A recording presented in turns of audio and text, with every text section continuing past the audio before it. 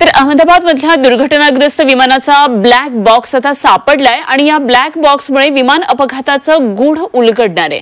अहमदाबादमध्ये विमान कोसळून 265 जणांचा मृत्यू झाला, मात्र या अपघाताचं नेमकं कारण समजू शकलेलं नाहीये। मात्र अपघाताचं खरं कारण या ब्लॅक बॉक्सच्या माध्यमातून आता समोर येणार आहे।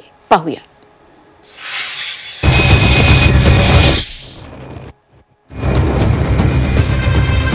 अहमदाबादमध्ये गुरुवारी काळीच पिळवटून टाकणारी घटना घडली। एअर इंडियाच्या विमानानं अहमदाबाद एअरपोर्टवरून उड्डाण घेतलं आणि काही सेकंदातच होत्याचं नव्हतं झालं। या दुर्घटनेत विमानातील 241 जणांचा दुर्दैवी मृत्यू झाला। तर विमान ज्या ठिकाणी कोसळलं त्या वसतिगृहातील 24 विद्यार्थ्यांना देखील आपला जीव गमवावा लागला।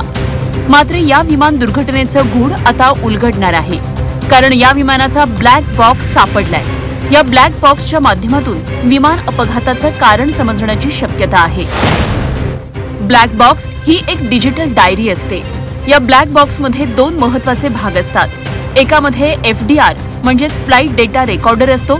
हा डेटा उड्डाणादरम्यान वेग, उंची, दिशा, इंधन पातळी, कॉकपिट व्हॉइस रेकॉर्डसह माहिती FDR मध्ये रेकॉर्ड करतं। पायलट आणि सहपायलटमधील संभाषणही रेकॉर्ड करतो। ब्लॅक बॉक्स मधील मेमरी चिप मध्ये सर्व डेटा साठवला जातो। या डेटा सतत रेकॉर्ड केला जातो आणि काही काळानंतर जुना डेटा नवीन डेटानं ओव्हरराईट होतो। हा विमानामध्ये अशा प्रकारचा एक ब्लॅक बॉक्स असतो। फ्लाइट रेकॉर्डर आणि डू नॉट ओपन असं त्याच्यावर लिहिलेलं असतं। अपघात झाल्यानंतरच त्याचा शोध घेऊन तो ओपन केला जातो।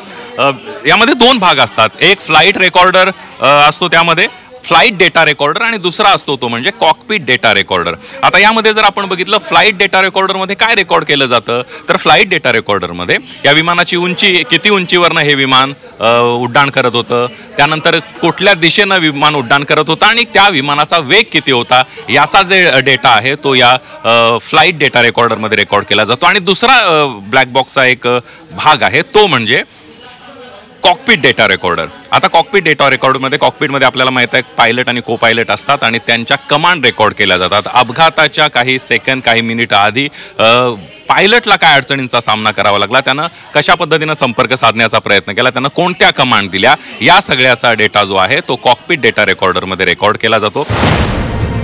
जेव्हा एखादं विमान कुठेही कोसळतं तेव्हा प्रथम अपघाताचं कारण शोधलं जातं।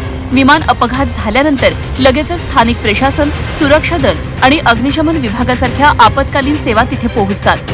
विमान अपघातानंतर त्या अपघाताशी संबंधित माहिती मिळवण्यासाठी ब्लॅक बॉक्स ही एक अतिशय महत्त्वाची वस्तू ठरते। डिजिटल फ्लाइट रेकॉर्डर म्हणजे DFDR मध्ये एंटायर तुमचं फ्युअल किंवापासून त्यांनी काय काय ऑपरेट केलं, कच्चे दोषाला काय झालं, ते एंटायर सगळं DFDR मध्ये निघेल।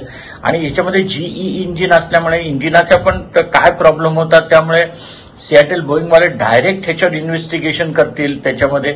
आणि आपल्या इथे पण ब्लॅक बॉक्सचं इन्व्हेस्टिगेशन होतं, पण मला वाटतं की हे डायरेक्ट बोईंग कंपनी ते ह्याच्यामध्ये उघडायला न देता स्वतः ते कॉल करतील की आम्हाला तिथे घेऊन जायचंय।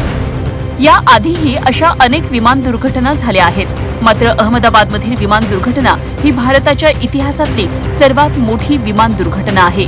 या विमान दुर्घटनेची वेगवेगळी कारणं सांगितली जात आहेत, मात्र ही दुर्घटना नेमकी कशामुळे झाली, त्याचं खरं कारण काय आहे, याचं कोडं या विमानाच्या ब्लॅक बॉक्समधून उलगडणार आहे। ब्युरो रिपोर्ट, झी 24 तास।